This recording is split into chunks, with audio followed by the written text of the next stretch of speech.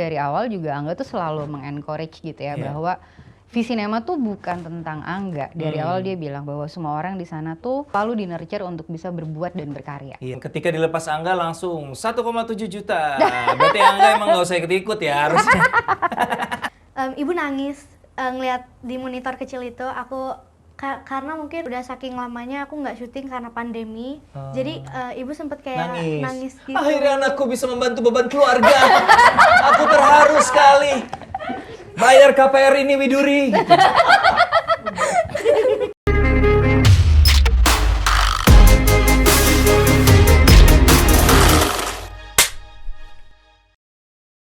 Halo, selamat datang kembali di In-Frame, sebuah bincang-bincang bersama para pelaku sinema. Dan hari ini edisi spesial kita akan bertemu dengan produser dan juga pemain dari Keluarga Cemara 2.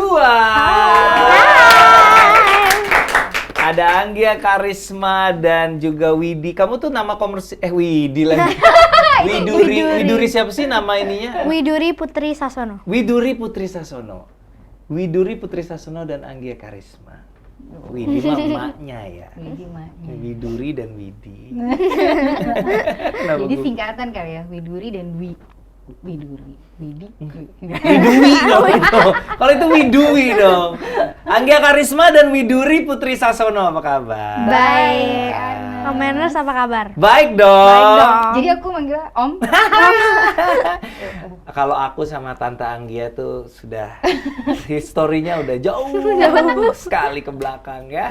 Dari 15 tahun yang lalu ya, Anggia ya. Luar biasa ya kalau kita penyanyi udah punya greatest hits album. Yoi, kompilasi cerita-cerita kita selama berteman sudah banyak sekali. Senang banget hari ini kedatangan Anggia sama Widuri. Kita akan ngobrolin soal Keluarga Cemara 2. Keluarga Cemara yang pertama itu tayangnya Januari 2020, bener ya? Iya. Januari 2020, karena itu nggak lama setelah Imperfect kan? Iya. 2019 kok. 2018 syuting, 2019 itu Berarti nggak lama setelah Mili Mamet. Mili Kalau yang nggak Mamet. lama setelah Imperfect itu NKCTHI. NKCTHI 2020. Maaf, udah tua. Nggak apa. Januari 2019, iya. Sequelnya sampai sekarang 2022 ketunda pandemi atau memang pengen dikasih agak jarak? Memang sebenarnya rencananya buat tayang di 2022 ini. Oke. Karena kita syuting tuh tahun lalu ya, 2021 ya. 2002, iya benar. Kita Lagi tahun kan- baruan di sana kan. Oh iya bener. Tengah-tengah pandemi dong ya syutingnya. Itu dia. Ribet nggak, Nggi? Waduh. Kalau ngomong ribet ya ribet with the flow ya. Ribet with the flow. Karena menurutku itu challenge-nya kita selama syuting ya gitu. Every single day ada aja. Bahkan sampai day one syuting. Kenapa? Itu hari pertama kita syuting. Hari pertama, benar. Di sebuah tempat yang luar biasa menyenangkan juga bersama ayam-ayam Ayam-ayam yang gemes itu, banget. berarti lokasinya tempat kerjanya Ringo ya? Iya, tempat kerjanya Ringo si Abah dengan pekerjaan barunya. Tahu-tahu ada sebuah telepon. Teteh, ya kesini sebentar. Terus aku udah kayak, Perasaan nggak enak nih. iya teh ayah naon gitu kan gitu. Terus udah gitu kayak, bentar ya teh, ini gini, tulis ya udah tuh. Ada yang positif. Ada yang positif, yang ternyata besoknya juga harus syuting ya.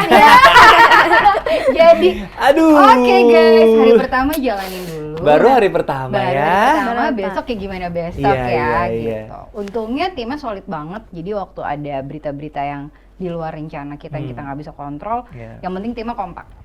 Iya, iya. Gitu. Lo sebagai produser lo setiap hari ada di lokasi? Ada, aku produser yang selalu melulu ada di lokasi. Sejak Alhamdulillah, KC pertama? puji Tuhannya, iya, aku kayak ngerasa it's like my baby gitu ya. Jadi kayaknya perlu ada di sana, kayak bikin Keluarga Cemara tuh kayak ya beneran pulang ke keluarga gitu. Apalagi bikin sequel ya, pasti Arnes ngerasain tuh. Kayak aduh, ada rasa-rasa yang tidak tergantikan ya. Benar. Ini baru mau nih bikin sequel perdana, gue belum pernah bikin Oh, sequel. belum ya? Belum pernah. CTS Santai 2 gue. adalah sequel saya yang pertama. Tapi kan ada seriesnya. Iya, ada sih. Tapi kan rasanya waktu syuting itu kan kayak ada comeback keluarga lah. gitu ya. Mm-mm. Keluarga Cemara itu kan film perdana lo sebagai produser nggak sih, Nggi? Sebenarnya enggak. Enggak ya, sebelumnya Karena aku punya filosofi kopi. itu lo udah produser ya? Udah. Oh. Bahkan di Cahaya dari Timur pun. Jadi sebenarnya dari awal tuh ada. Tapi kan ada nggak- Angga. Iya, tapi kalau ini literally Keluarga sorangan Cemara, gitu iya, maksudnya Angga nggak sendirian. ikut-ikut. Ya itu gue. Gue Iya. pertama kali maksudnya nggak project bareng sama dia. Iya, nggak gitu. project bareng sama Angga. Ini di keluarga Cemara. Keluar dari bayang-bayang suami. Shadow. Gimana rasanya? Tapi waktu itu bareng sama Gina ya? Aku bareng sama Gina Iya, gitu. iya. Tapi sebenarnya yang menarik dari awal juga Angga tuh selalu mengencourage gitu ya, Iya. bahwa Visinema tuh bukan tentang Angga. Dari awal dia bilang bahwa semua orang di sana tuh selalu di-nurture untuk bisa berbuat dan berkarya. Iya, iya. Gitu. Dengan visi yang kita sama-sama percaya Iya. gitu. Jadi pas dia tahu kayaknya kamu pegang deh ini gitu. Oh ya gitu. Terus aku kayak well oke, keluarga itu kan juga sesuatu yang buat kita berdua tuh core daripada sebuah cerita yang emang gak pernah ada Iya. habisnya. Jadi pas dikasih ini tuh kayak wow, it's something yang Iya. magical. Dan menurutku proses yang aku hargain tuh adalah proses kreatifnya itu sendiri ya Oke. gitu. Karena kan menarik gitu ketika kita punya sesuatu yang kita percaya, apalagi nih IP yang udah lama ya gitu, IP yang gede banget menurutku gitu. Dan kita waktu itu puji Tuhan masih dikasih kesempatan ngobrol sama almarhum Mas Arswendo Atmowiloto. Jadi kami tuh sempat sekali paham value apa sih yang pengen dia terus bikin ada di keluarga Cemara. In my opinion, tapi walaupun itu IP yang menurut gue sih bukan karena IP-nya sih kalau menurut gue, karena keluarga Cemara itu memang IP yang terkenal tapi udah lama banget gitu, anak remaja sekarang. Justru itu challenge ya kan? Iya, maksudnya memang menurut gue keluarga Cemara itu memang kekuatan filmnya gitu, bukan karena kekuatan nama besar keluarga dari Cemaranya, menurut gue gitu. Dan yang menarik untuk bikin dia lebih bisa sustain gitu ya, Iya. itu adalah relevansi daripada ceritanya kan, karena ya in any kind of situations ya cerita keluarga tuh kayak nggak ada habisnya gitu. Dan ketika dilepas Angga langsung 1,7 juta. Berarti Angga emang nggak usah ikut-ikut ya. Sebelum itu belum pernah sejuta kan? Belum, Itu kan film sejuta pertamanya Visinema toh. Iya. Tapi ratusan, NKCTHI dia berhasil lebih. mematahkan kutukan itu. Kan kita berdua. Oh ada lu, oh berarti lu. Kan produser gue. Berarti lo-nya bukan Di dia. NKCTHI. Tapi keluarga Cemara waktu itu proses syuting yang film pertama tuh berarti Widuri umur berapa ya? Yang pertama aku umur 7 tahun, 7 kelas tahun. 1 SD. Kelas 1 SD. Iya, Dan itu 7 film tahun. pertama kan? Itu film bener sih. Iya Bisa kan? dibilang Iya, film film pertama. kedua baru after itu ya Iya, kamu ada iya, syuting benar. lagi. Terus gimana waktu itu umur 7 tahun udah syuting sebagai salah satu supporting karakter yang dapat beban drama juga ya waktu itu kan? Aku sih apa ya gimana ya, nggak nyangka karena itu film bioskop, terus filmnya ada keluarga keluarga besarnya gitu. Terus awal-awal susah buat aku ngafalin dialognya. Terus habis itu harus pulang malam, terus saking ngantuknya. Terus triknya Ibu Idi, kalau misalnya aku lagi syuting terus capek gitu, aku sering dikasih squishy ya dulu ya. Squishy. Mainan. Si musim ya dulu waktu itu squishy. Iya. Sajennya Widuri. Sajennya squishy. Pokoknya itu dulu ya nostalgia banget deh kalau aku diajak syuting lagi, aku pokoknya mau banget. Oh, jadi ridersnya ada squishy-nya ya? Iya, Widuri. squishy. Kalau di ruang tunggu tolong Squishy. sediakan. Snack dia nggak terlalu Snack nggak terlalu peduli, penting, nggak squishy. terlalu penting. Masih sampai sekarang nggak squishy-nya? Udah enggak sih. Udah enggak ya? Udah beda sekarang apa yang gitu-gitu? Popit sama anak gue juga. Letak. Dulu waktu syuting mama masih nemenin terus? Ibu temenin, pokoknya setiap aku Ibu, syuting ibu temenin atau enggak bapak. Kalau misalnya Antara ibu ibu lagi atau- sibuk, bapak temenin. Kalau bapak lagi sibuk, ibu temenin. Sekarang masih nggak? Waktu KC2 masih ditemenin ibu? KC2 ditemenin ibu. Tetap ya? Iya, sempet ditemenin bapak juga. Sama Denden dan Mas Drew. Sekeluarga? Keluarga. Banyak Ke piknik. Nggak perlu telepon lagi ya. Itu kalau ibu bapak secara mereka juga aktor terus ngelihat Widuri take gitu suka kayak kamu harusnya jangan gitu, kamu harusnya gitu-gitu nggak sih? Kebalikannya. Kebalikannya? Iya, sebalikannya. Jadi waktu day one shooting, Yang mana? Yang KC2? KC2, ini KC2, ibu nangis ngeliat di monitor kecil itu. Aku karena mungkin udah saking lamanya aku nggak syuting karena pandemi, jadi ibu sempet kayak nangis gitu. Akhirnya anakku bisa membantu beban keluarga. Aku terharu sekali. Bayar KPR ini Widuri. Belum tahu KPR. umur belum. segini belum tahu Belum. KPR, nanti lah ya. KPI juga belum tahu. KPI, KPR, KPU juga belum umur segini. Iya, terus mama nangis. Terus ibu nangis, Ibu habis nangis, itu gue nggak biasa banget, biasa gue mama mulu. Ibu, Bu Widi nangis, Bu Widi. Ya. Ibu Idi nangis. Terus kalau bapak lebih ke yang nanti kalau misalnya ada dialog nanti reaksinya kayak gini. Terus tambahin dialog dikit kak. Terus improve. Iya improve. Abis itu kalau ibu juga sama, aku sering disuruh diajak ngafalin terus biar nggak lupa. Soalnya kan aku masih nggak nyangka 7 tahun aku udah bisa hafalin dialog. Terus kan adik aku Dan Bagus 7 tahun. Terus aku ngeliat, Dan 7 tahun kok waktu aku syuting Keluarga Cemara pertama nggak kayak 7 tahun, udah kayak 11 tahun gitu. Iya, kamu nggak memang nyangka banget. flash forward, Keluarga Cemara jadi salah satu film yang mendapatkan banyak apresiasi, penontonnya banyak, dapat award juga, dan sekarang kita masuk ke Keluarga Cemara 2. Keluarga Cemara 2 ini kalau aku lihat-lihat sepertinya bebannya Widuri jauh lebih banyak ya. Kayaknya memang ini center ceritanya kali ini ada di dunia Widuri yang berubah karena papa sibuk, kakak mulai puber, Widuri juga ada mulai deket-deket sama cowok gitu. Sebelum aku Widuri, memang dari awal sengaja Anggia bahwa Ara yang akan jadi senternya KC2 ini gitu. Sebenarnya kalau kita lihat dari yang pertama, problemnya kan memang Abah yang mendadak harus pindah karena problem finansial. Ya. Tapi di situ yang juga ngerasa punya obstacles ternyata bukan Abah kan. Emak kalau Ara sih dulu yang happy go lucky. Oh kita pindah, it's an adventure time gitu. Tapi ada dorongan yang tidak nyaman dari Ais atas inginnya gitu. Jadi emang cerita pertama tuh kayak relasi antara keluarga tapi anak pertama yang lebih vokal. Gitu. Lalu di Keluarga Cemara kedua kita ngerasa keluarga ini kan bertumbuh ya. Proses bertumbuh itu nggak nyaman dan nggak mudah gitu. Apa kabar ya dari Widuri yang memotret kondisi tersebut di mana dia melihat Abah punya pekerjaan baru, emak yang juga ingin membantu Abah tapi juga punya Agil yang lagi butuh perhatian luar biasa, sementara si anak tengah ini kan merasa dicuekin kali ya gitu, dan dia punya dunianya sendiri gitu, bahwa kakaknya butuh ruang privacy, sementara dia merasa kenapa jadi gini sih gitu, semua yang tadinya baik-baik aja kok jadi tidak menyenangkan, yang semua rasanya seperti adventure kok akhirnya gue harus punya adventure-nya sendiri. Itu sih gitu, dan yang menarik proses struggling ini bukan proses yang bisa dijalanin sendiri sampai akhirnya mereka bertemu sama support system kan, tetap dibantu oleh Kang Romli sama Ci Salma gitu, bahwa di dalam sini tuh yang kita coba pengen omongin tuh sesuatu yang dekat gitu loh, secara problem. Layernya tuh kalau kita nonton harapannya ke depan tuh seolah seperti berkaca. Itu mungkin kita pernah mengalami tapi kita lupakan, tapi kalau dilupakan tuh bisa jadi bom waktu yang besar gitu. Posisi bagaimana bertahan dengan janji dan memastikan bahwa janji itu bisa terpenuhi. Kadang itu yang menurut aku bisa jadi luka-luka batin anak gitu, lagi-lagi pola asuh kan.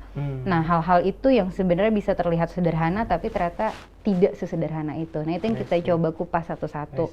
Ya emang sebenarnya lebih pengen kayak kupas bawang ya.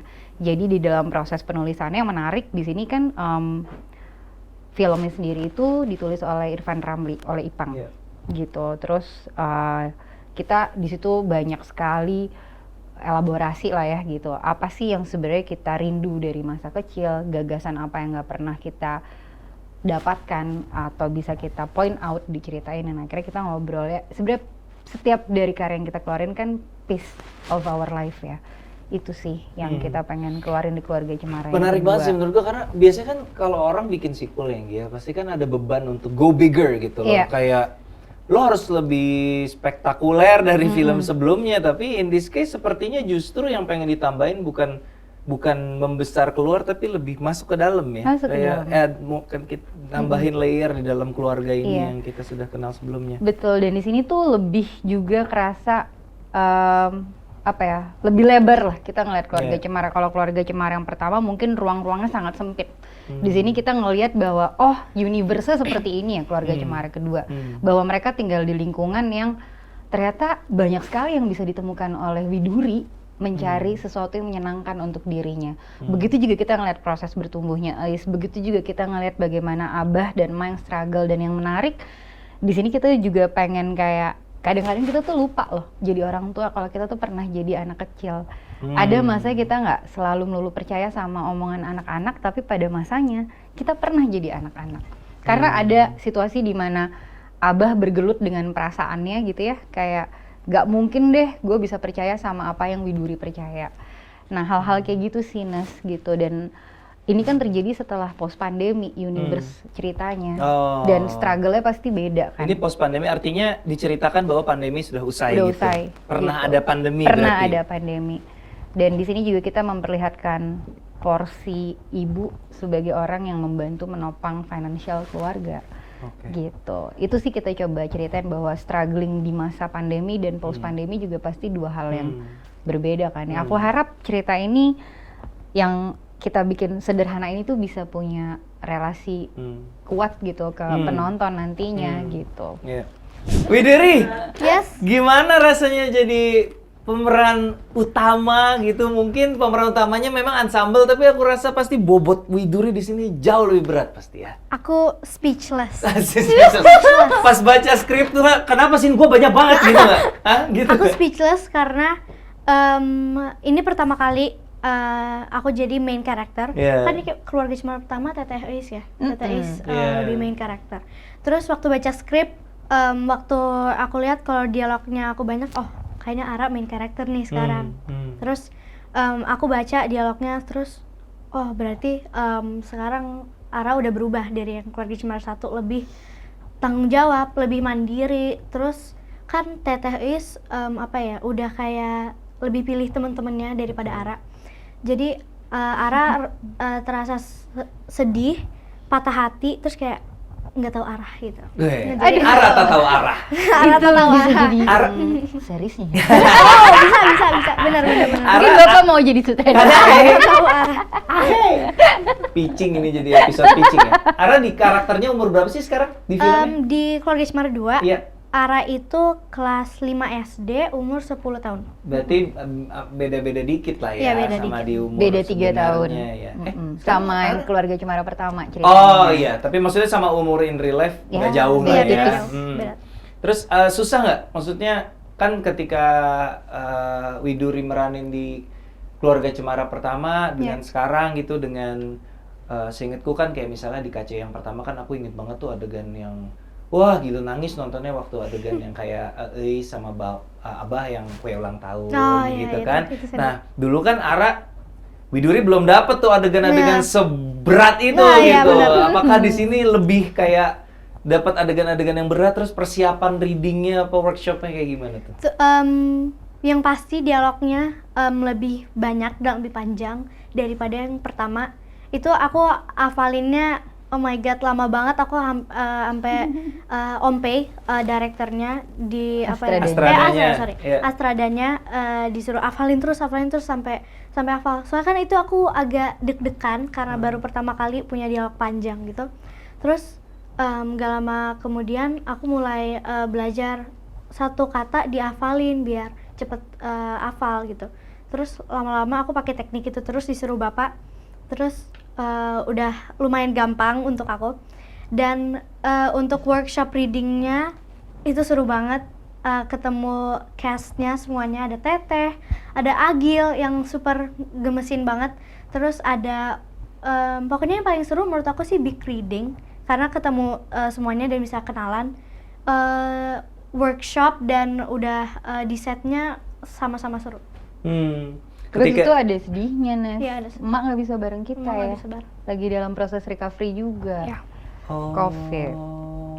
Nggak bisa bareng tuh maksudnya? Jadi kita online Iya, kita online. Readingnya, readingnya online. I see. Ada reading yang itu di nggak rumah. sekeluarga ya, nah ya waktu itu ya, Covid gitu. ya. Itu kan era-era awal Pak Iya, Demi. iya, Volume iya. 1 tuh. Iya ya, volume 1 ya. Bukan Delta ya itu? Belum, Bukan, sebelum Delta sebelum ya Delta, itu volume 1. Jadi kita masih kayak wow. Masih deg-degan banget gitu ya. Oke. The fact bahwa ini pandemi dan membuat kita semua jadi punya banyak waktu buat merenung, buat kayak reflect gitu, terus semakin dalam nggak sih jadinya makna film ini gitu? Mungkin ketika lo nulis dan lo ngedit rasanya mungkin beda ya. Maksudnya kayak ketika lo nulis ya lo tahu ini family, lo tahu ini about something really close, tapi setelah pandemi kayaknya mungkin jadi kerasa berbeda ya gitu. Kerasa berbeda, makanya pas udah udah ngelewatin semuanya gitu, pasti dong kayak last day itu kayak finally done gitu. Akhirnya jadi ya Bet gitu, karena memang pada prosesnya kan nggak bisa dari pre-production kan nggak bisa bawa Basbet juga ke Jakarta kan. Jadi proses penulisan pun sebenarnya waktu itu Basbet memang langsung masuk ke dalam kayak bukan proses penulisan ya, kayak emang udah di draft berapa gitu, dan kita reading bareng sama tim penulisan tuh selama itu online semua online dan ternyata ya berhasil ya, tidak membuat ceritanya juga berkurang sama rasa, justru karena rasa rindu untuk ketemu itu yang ngebalut lagi ceritanya jadi berbeda.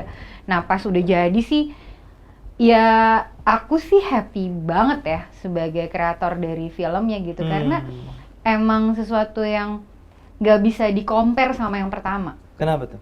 Karena menurutku perjalanan bertumbuhnya kita di era pandemi itu juga banyak ngasih rupa-rupa bumbu di dalam ceritanya gitu. Perihnya tuh perih yang beda, ngerti kan? Kadang kan ada ya perih yang lo tuh udah nggak bisa lagi nangis gitu.